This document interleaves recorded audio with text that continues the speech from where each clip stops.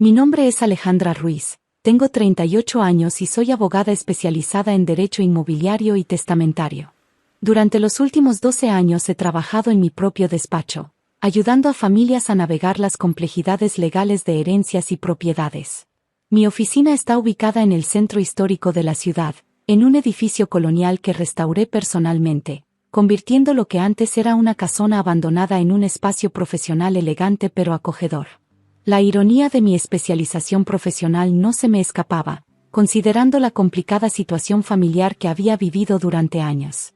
Mi padre, don Alberto Ruiz, había sido un hombre exitoso que construyó una fortuna considerable en el negocio de bienes raíces. Cuando yo tenía 15 años, él se casó en segundas nupcias con Carmen, una mujer 20 años menor que llegó con su hija Valeria, entonces de 12 años.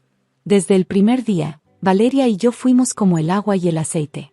Mientras yo era introvertida y me refugiaba en los libros, ella era extrovertida y sabía exactamente cómo manipular a los adultos para conseguir lo que quería. Carmen rápidamente se aseguró de que mi padre viera a Valeria como la hija perfecta que siempre había deseado. «Mira qué bien baila Valeria en el recital», decía Carmen durante las cenas familiares. «Y qué sociable es con todos nuestros amigos. Alejandra debería aprender de ella». Yo me concentraba en mis estudios, manteniendo promedios de excelencia académica, pero eso parecía importar menos que los logros sociales de Valeria. Cuando llegó el momento de la universidad, mi padre pagó gustosamente la carrera de comunicaciones de Valeria en una universidad privada costosa, mientras que yo tuve que trabajar medio tiempo para costear mi licenciatura en Derecho en una universidad pública. «No es que no quiera apoyarte, mija», me explicaba papá cuando le pedí ayuda con los gastos universitarios. «Pero tú siempre has sido más independiente. Valeria necesita más apoyo». Después de graduarme, decidí especializarme en Derecho Testamentario e Inmobiliario, parcialmente inspirada por las injusticias que había observado en mi propia familia. Irónicamente, mi experiencia personal me convirtió en una experta en detectar manipulaciones familiares y proteger los verdaderos deseos de los testadores. Mi relación con papá mejoró considerablemente después de que establecí mi despacho. Él comenzó a consultarme sobre sus propiedades y inversiones, mostrando un orgullo genuino por mis logros profesionales. «Mira nada más», me decía cuando visitaba mi oficina, «mi hija la abogada exitosa». Carmen y Valeria, sin embargo, veían mi éxito profesional como una amenaza. Valeria había pasado de carrera en carrera sin completar ninguna, viviendo cómodamente del dinero de papá mientras probaba ser influencer, modelo, y eventualmente consultora de imagen sin clientes reales. «No entiendo por qué Alejandra tiene que trabajar tanto», se quejaba Valeria durante las reuniones familiares. «Con todo el dinero que tiene papá, debería disfrutar la vida como yo». Lo que ninguna de ellas sabía era que papá y yo habíamos desarrollado una relación profesional además de personal. Durante los últimos 5 años de su vida, yo había sido su asesora legal para todos sus asuntos patrimoniales. Él valoraba mi discreción y expertise, especialmente después de algunos problemas legales menores que había tenido con abogados anteriores. «Alejandra», me decía durante nuestras reuniones en mi oficina, «tú entiendes tanto la ley como el corazón de la familia. Confío en que todo se maneje correctamente cuando yo ya no esté». Papá falleció hace 6 meses de un infarto repentino. El funeral fue una experiencia surrealista donde Carmen y Valeria actuaron como las únicas dolientes legítimas, mientras yo mantenía una compostura profesional que ellas interpretaron como frialdad emocional. «Alejandra siempre fue distante con papá», susurró Carmen a los familiares durante el velorio. Valeria era realmente su favorita. Una semana después del funeral, el licenciado Mendoza, el abogado de la familia que había redactado el testamento inicial de papá hace 10 años, nos citó para la lectura oficial. Carmen y Valeria llegaron vestidas de luto dramático, mientras yo aparecí en mi traje de trabajo habitual.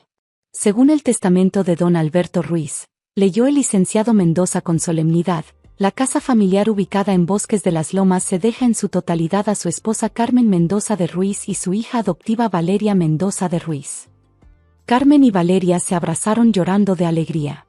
La casa valía aproximadamente 4 millones de pesos y era la propiedad más valiosa del patrimonio familiar. A su hija biológica Alejandra Ruiz, continuó el licenciado, le corresponden las inversiones en fondos mutuos y el portafolio de acciones, valorado en aproximadamente 1 millón de pesos. Asentí tranquilamente. Era exactamente lo que esperaba que dijera el testamento público. Carmen me miró con una mezcla de lástima fingida y satisfacción genuina. No te preocupes, Alejandra, dijo Carmen tocando mi brazo.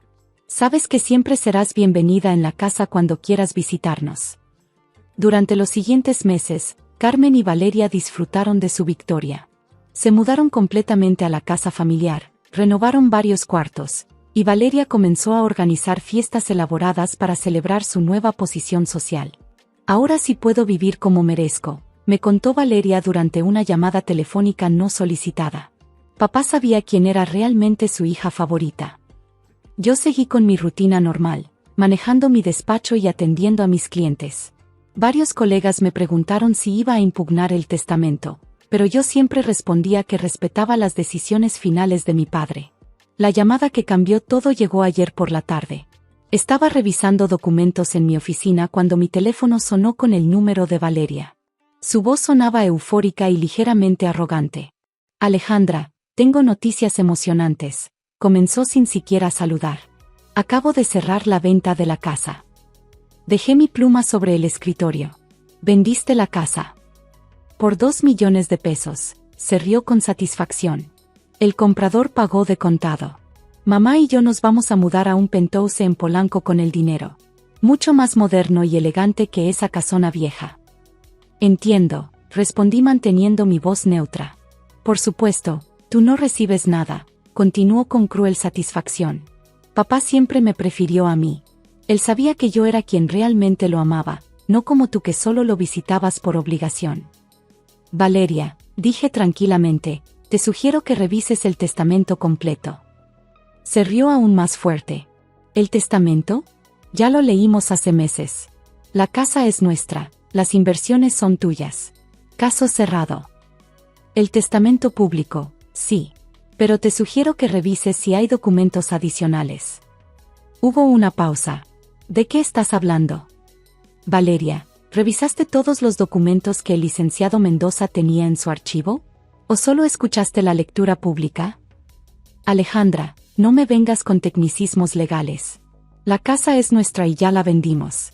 No hay nada que puedas hacer. Te sugiero que llames al licenciado Mendoza mañana a primera hora, dije calmadamente. Pregúntale específicamente sobre el codicilo privado fechado 3 meses antes de la muerte de papá. La línea se quedó en silencio por varios segundos. ¿Qué codicilo? El codicilo que especifica las condiciones bajo las cuales la casa puede ser vendida. Buenas noches, Valeria. Colgué y regresé a mis documentos. Sabía exactamente lo que iba a pasar durante las próximas 24 horas. A las 8 de la mañana siguiente, mi teléfono comenzó a sonar insistentemente. Primero fue Carmen, después Valeria, luego Carmen otra vez. Dejé que fueran a buzón de voz mientras terminaba mi desayuno tranquilamente. A las 9:30, el licenciado Mendoza me llamó.